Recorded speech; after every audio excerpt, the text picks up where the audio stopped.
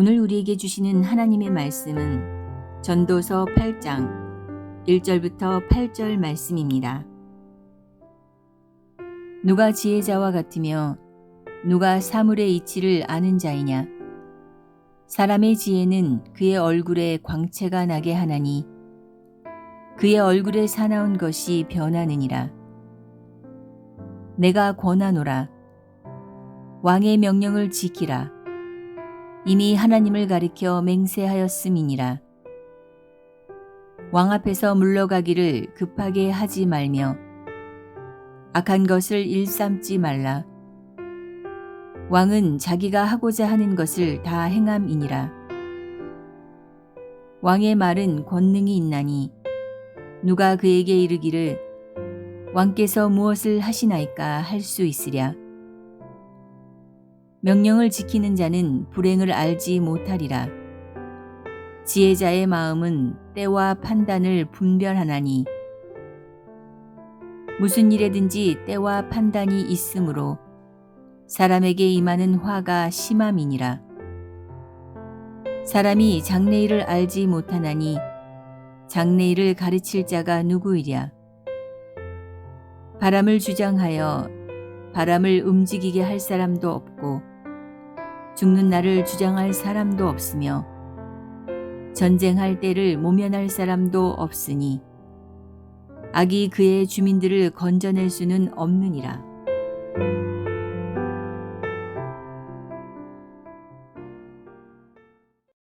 누가 지혜자와 같으며 누가 사물의 이치를 아는 자이냐? 사람의 지혜는 그의 얼굴에 광채가 나게 하나니 그의 얼굴에 사나운 것이 변하느니라. 8장 1절 말씀입니다. 사물의 이치를 아는 사람은 원리를 아는 사람이다 라고 말할 수 있겠습니다. 방법에 집중하는 것이 아니라 원리에 집중하는 사람입니다. 방법은 무수하게 변하게 됩니다. 그런데 그 무수한 방법의 근본적인 원리는 하나이고 단순합니다. 그래서 깊이 있는 사람은 방법이 아니라 원리에 집중하는 사람이다 라고 말할 수 있겠습니다. 집중할 뿐 집착하지 않습니다. 우리는 집중과 집착을 구분해야 합니다. 집착하게 되면 전체를 볼 수가 없습니다. 전체를 보는 사람이 집중할 수 있게 됩니다. 어떤 사람이 지혜이고 명철한 사람인가? 명철이란 뜻이 아래에서부터 보다입니다. 아래에서부터 본다, 이것은 뿌리를 보는 사람이다 라는 뜻입니다. 뿌리를 볼 때 해석이 가능하게 되는 것입니다. 문제의 원인을 보고 문제의 핵심을 보는 사람이 명철한 사람이다 라고 말할 수 있습니다. 그래서 깊이 있는 사람은 본질을 보기 때문에 유연합니다. 우리가 비본질의 문제에 매여 있는 사람일 때 유연하지 못하고 딱딱해지게 되는 것입니다. 본질에 집중하는 사람이 사물의 이치를 해석하는 사람이고 본질에 집중하는 사람이 유연하게 되는 사람입니다. 그래서 신앙생활을 하면 할수록 집중해서 집착하는 것이 아니라 집중함으로 유연해져야 합니다.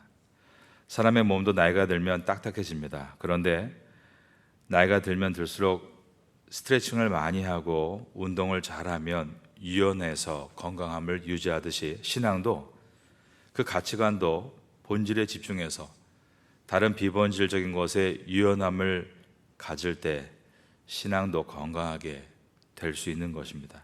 그래서 우리는 교회 안에서 어떤 결과에 집착하는 것보다 결과를 만드는 원인을 배워가고 집중하는 그런 훈련을 해나가야 합니다. 사회에서도 이런 일꾼들이 필요합니다. 나는 과연 사물의 이치를 얼마만큼 해석해내는 사람인가? 다른 말로 하면 사리분별을 얼마나 잘하는 사람인가? 여러분은 모든 문제들과 상황들을 사리분별할 수 있기 위해서 이 아침에도 하나님의 지혜를 구할 수 있는 성도가 될 수 있기를 예수님의 이름으로 축원합니다. 8장 1절 후반절에 보면 굉장히 중요한 말씀이 또 있습니다. 사람의 지혜는 그의 얼굴에 광채가 나게 하나니 그의 얼굴에 사나운 것이 변하느니라. 사람이 나이가 들면 몇 살이 되면 얼굴에 책임을 져야 한다, 그런 말 하지 않습니까? 저도 제 나이에 이제 얼굴에 책임을 질 때가 됐습니다. 사람의 지혜가 그 사람의 얼굴에 광채를 내게 만든다는 것입니다. 성령 받은 사람은 얼굴에 광채가 있습니다. 그 내면에 내재되어진 참된 기쁨을 얼굴이 숨길 수 없기 때문입니다. 겉으로 드러나게 되는 것입니다. 그러므로 우리는 얼굴 표정을 관리할 것이 아니라 우리 영혼의 상태를 관리할 때에만 우리의 얼굴이 변할 수 있게 되는 것입니다. 사도행전 6장 15절에 보면 스데반이 억울하게 재판장에 끌려갑니다. 그런데 거기에서 공회 중에 앉은 사람들이 스데반을 주목하여 보니 그 얼굴이 천사의 얼굴과 같았더라 라고 기록하고 있습니다. 여러분, 스데반 집사님이 잘생겼는가 못생겼는가 성경에 나와 있지 않지만 깨닫는 것은 성경에서 정말 잘생긴 사람은 잘생겼다 언급을 했다는 것입니다. 이스라엘의 초대 왕이었던 사울이 잘생겼었다라고 성경은 기록합니다. 사무엘상 9장 2절에 보면 준수한 소년이라 이스라엘 자손 중에 그보다 더 준수한 자가 없고 키는 모든 백성보다 어깨 위는 더하더라 라고 기록하고 있습니다. 사무엘하 14장 25절에 보면 다윗의 아들 가운데 압살롬을 표현할 때도 온 이스라엘 가운데 압살롬같이 아름다움으로 크게 칭찬받는 자가 없었으니 그는 발바닥부터 정수리까지 흠이 없음이니라 대단한 격찬을 했습니다. 성경에 이렇게 인물이 좋은 사람은 인물이 좋다라고 언급하는 것을 볼 때 그러면 사도행전 6장 15절에서 스데반이 얼굴이 천사와 같았다는 것은 이 스데반의 얼굴이 그렇게 잘생겼다라는 표현은 결코 아닐 것입니다. 스데반이 얼굴이 천사와 같았다는 것은 겉으로 드러나는 용모, 외모를 말하는 것이 아니라 스데반의 내면의 영혼이 그의 얼굴을 천사와 같이 만들었다라는 뜻인 것입니다. 우리가 사람의 얼굴이 천사와 같다라는 이 표현은 그저 순간적인 어떤 변화를 통해 나타나는 얼굴이 아니라 오랜 시간 갈고 닦은 결과로 나타나는 얼굴인 것을 생각해야 합니다. 그래서 다니엘 맥릴이라는 사람이 쓴 책 중에 얼굴이란 책이 있는데 거기에 이런 내용이 있습니다. 얼굴은 마치 수많은 광물이 묻힌 광산과 같다. 그곳에는 그 사람의 모든 것이 묻혀 있다. 오늘 가셔서 한번 여러분 얼굴을 거울로 보시면 좋겠습니다. 자신의 얼굴을 통해서 묻혀있는 광산이 무엇인지를 한번 생각해 보시기를 바랍니다. 루트비 비트겐 찬이라는 유명한 현대 언어 철학자가 있습니다. 이 사람은 이렇게 말했습니다. 얼굴은 육체의 영혼이다. 얼굴은 육체의 영혼이다 했을 때 이 얼굴 역시 겉으로 드러나는 외형을 말하는 것이 아니라 영혼이 그 얼굴에 깃들여서 나타나게 된다라는 의미입니다. 신앙생활은 무엇인가 한마디로 정의하면 물론 여러 가지로 정의할 수 있습니다만 자기의 얼굴을 경영하는 것이다 라고 말할 수 있겠습니다. 신앙생활은 자기 얼굴을 경영하는 것입니다. 이것을 꼭 기억하시기 바랍니다. 경영한다는 것은 어떻습니까? 지금같이 어려운 시대에도 얼굴을 가꾸어의 시간과 노력을 통해서 가꾸어 가는 것입니다. 그래서 10년 뒤에 20년 뒤에 내가 하나님 앞에 부름받았을 때 내가 어떤 얼굴을 가지고 주님을 만나게 될 것인가. 우리 모두는 훗날 예수님을 만났을 때 우리 얼굴이 예수님과 같은 모습으로 성숙해서 만날 수 있게 되기를 바라겠습니다. 오늘 본문은 사람의 지혜가 그 사람의 얼굴에 광채를 더한다 말씀합니다. 성도에게 지혜는 무엇입니까? 바로 예수님의 십자가가 지혜입니다. 사람의 얼굴은 십자가를 사랑하고 십자가를 질 때 관리될 수 있는 것입니다. 우리가 예수님을 사랑하고 예수님과 사귐이 깊어지면 예수님을 닮아갑니다. 여러분 모두가 예수님을 닮아가는 얼굴을 갖게 되시기를 주님의 이름으로 축원합니다. 8장 2절을 보겠습니다. 2절을 같이 읽겠습니다. 시작. 내가 권하노라 왕의 명령을 지키라. 이미 하나님을 가리켜 맹세하였음이니라. 3절에는 왕 앞에서 물러나기를 급하게 하지 말라라고 했습니다. 왕 앞에서 물러나기를 급하게 하지 말며 악한 것을 일삼지 말라.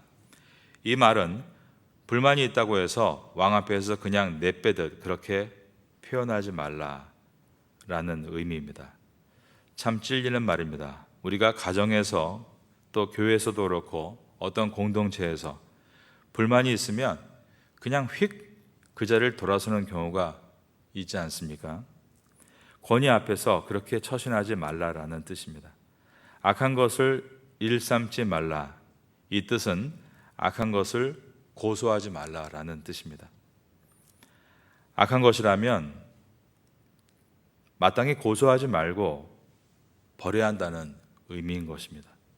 왕은 자기가 하고자 하는 것을 다 행함이니라. 이어서 4절을 보면 왕의 말은 권능이 있나니 누가 그에게 이르기를 왕께서 무엇을 하시나이까 할 수 있으랴. 3절과 4절은 왕의 주권을 강조하고 있습니다. 신하가 왕께서 지금 무엇을 하시나이까 이렇게 묻기 어려운 것입니다. 그렇게 묻다가는 잘못하면 목이 날아갈 수도 있습니다. 저는 이 말씀을 보면서 먼저 만왕의 왕이신 예수님 앞에 나는 얼마만큼 주권을 인정해 드리고 있는가 한번 생각해 볼 수 있기를 바랍니다. 욥기서 42장 2절에 보면 이렇게 기록되어 있습니다. 하나님께서는 모든 것을 하실 수 있느니라. He can do all things. 하나님께서 모든 것을 하실 수 있다. 이 말은 아무도 하나님의 뜻을 막을 수 없다라는 뜻입니다. 이것은 우리의 삶 속에서 하나님께서는 내가 기뻐하지 않는 일이라 할지라도 하나님이 그 일을 나에게 허락하실 수 있는 주권이 있다는 것을 인정해야 한다는 의미입니다. 내 지혜로는, 내 감정으로는 받아들이지 않는 일이라 할지라도 나에게 이러한 것을 허락하신 하나님께서 나에게 주시는 것이라면 나는 최선으로 그것을 받아야 하는 것입니다. 주님의 뜻이라면 저는 괜찮습니다. 이렇게 말할 수 있는 그런 주권을 인정할 수 있는 신앙, 바로 이런 신앙이 귀한 신앙입니다. 여기에서 왕의 명령을 지키라 이 말씀은 로마서 13장 1절로 7절 말씀을 생각하게 합니다. 거기에 보면 각 사람은 위에 있는 권세들에게 굴복하라라는 가르침이 있습니다. 왜 굴복해야 되는가? 로마서 13장 2절은 말씀합니다. 권세를 거스리는 자는 하나님의 명령을 거스리는 것이기 때문이다. 우리가 가정이나 교회나 그리고 우리의 공동체나 사회 직장에서 그리고 국가에서 우리가 우리에게 주어진 권세를 거역하는 것은 권세를 가진 자에게 거역하는 것이 일차적인 것이 아니라 그 권세를 모두 누가 주시는 것입니까? 하나님께서 주시는 것이기 때문에 권세자를 거스르는 것은 일차적으로 사람을 거스르는 것이 아니라 하나님을 거스르는 것이다. 그래서 권세자들에게 각 사람이라 라고 했을 때 그 각 사람은 모든 예외 없는 우리의 권세입니다. 아버지, 어머니 우리의 권세죠. 장인, 장모 우리의 권세죠. 그리고 회사에서의 우리의 오너가 우리의 권세고, 교회에서 목회자와 지도자가 있다면 여러분의 권세입니다. 예외 없이 모든 사람은 위에 있는 권세에 굴복하라 라고 말하고 있습니다. 여기서 굴복하라는 것은 순종하라는 것을 극단적으로 표현한 것입니다. 이 단어는 군대에서 쓰는 단어입니다. 상급자가 하급자에게 명령할 때 불복종할 수 없죠. 군대에서는 절대 복종입니다. 그럴 정도로 권세자들에게 복종하라는 것을 가르치고 있는 것입니다. 구약과 신약의 곳곳에서 이와 같이 권세자들에게 복종할 것을 성경은 가르치고 있습니다. 그런데 여기서 중요한 것은 왕의 명령이든 국가의 명령이든 이 명령을 우리가 순종하는 데는 분명한 리미트가 있습니다. 그것은 하나님께서 권세를 허락하신 이유가 하나님의 뜻을 행하기 위해서입니다. 만약에 권세자들이 하나님의 뜻에 반대가 되는 것을 요청한다면, 그것을 명령한다면 우린 그것 또한 무분별하게 따라야 한다는 것을 강조하지 않는다는 것을 생각해야 합니다. 출애굽기서에 바로가 히브리 산파들에게 히브리 남자 아기들을 다 죽이라고 명령했죠. 그런데 히브리 산파들이 어떻게 합니까? 애굽의 왕의 명령을 거역하고 남자 히브리 아기들을 살렸습니다. 그 결과 모세가 살았습니다. 다니엘서에 보면 느부갓네살 왕이 모든 신하에게 금신상 앞에서 절하라 라고 명령할 때 다니엘의 세 친구인 사드락과 메삭과 아벳느고가 순종하기를 거역했습니다. 그리고 다리오 왕이 30일 동안 자기 외에는 어떤 신에게도 기도해서는 안 된다라고 명령했을 때 다니엘도 순종하기를 거부하고 사자굴에 떨어지는 것을 마다하지 않았습니다. 사도행전 4장 5장에 보면 제자들이 공회 앞에 끌려가는데 그때 공회에서 다시는 예수의 이름으로 말하지도 말고 가르치지도 말라라고 했습니다. 이렇게 공회가 결정해서 명령을 내렸을 때 베드로와 요한은 어떻게 합니까? 하나님 앞에서 너희 말을 듣는 것이 사람 앞에서 말을 듣는 것 가운데 무엇이 옳은가 판단하라. 이것은 우리가 국가에게 순종하기 위해 하나님께 불순종할 수 없다라는 뜻입니다. 우리가 위의 권세, 그것이 어떤 권세가 됐든지 간에 그 권세에 대해서 하나님께서 순종하라라고 말씀하지만 그 순종이 하나님께 불순종을 가져오는 것이라면 그것에 대해서는 단호하게 저항할 수 있어야 한다는 것을 성경이 가르치고 있는 것입니다. 오늘날의 안타까움은 이런 것입니다. 오늘날의 안타까움은 사람들이 하나님의 뜻에 순종하기 위해서 불순종하는 것이 아니라 자기의 권리와 이익을 위해서 불순종한다는 것입니다. 온유에 대해서 퇴진하고 물러가고 그것에 대해서 쉬하는 것에 대한 그 목적이 어디에 있는가를 자세히 돌아볼 때 참으로 안타까운 일들이 세상 가운데 만연하고 있다는 것도 부인할 수 없습니다. 우리가 왕의 명령을 지키는 것도 만왕의 왕이신 예수님의 그 리미트 안에서, 그 한계 안에서 순종하는 것이다. 그래서 권세가 하나님께로부터 왔다는 것을 기억하고 그 권세 안에서 우리가 순종할 때 가장 복되고 귀한 은혜가 있게 되는 것입니다. 우리는 오늘 이 전도서를 통해서 무엇이 지혜인가를 깨닫게 됩니다. 여러분의 삶 가운데 늘 얼굴을 관리할 수 있는 성도가 되시기를 바랍니다. 표정 관리가 아닙니다. 마음을 관리하는 것입니다. 마음을 관리하면 여러분의 얼굴이 관리될 것입니다. 주변에 여러분의 권위에 대해서 늘 딴 생각을 품고 두 마음을 품는 것이 아니라 오직 주님을 향한 진정한 마음을 품고 나아가면 누구를 만나든지 그리스도께 하듯 하게 될 것이고 그 사람은 반드시 좋은 열매를 얻게 될 것입니다. 우리가 세상에서 순종한다라고 하지만 얼마나 자기중심적인가를 다시 한번 돌아보시고 정말 하나님 앞에서 내가 나의 손해와 이익을 떠나 주님의 뜻에 순종하고 나아갈 때 그 사람은 존귀하게 되고 훗날에는 이 땅에서 귀한 지도자가 될 줄로 믿습니다. 이러한 은혜가 우리 모두에게 임할 수 있게 되기를 마지막으로 예수님의 이름으로 축원합니다.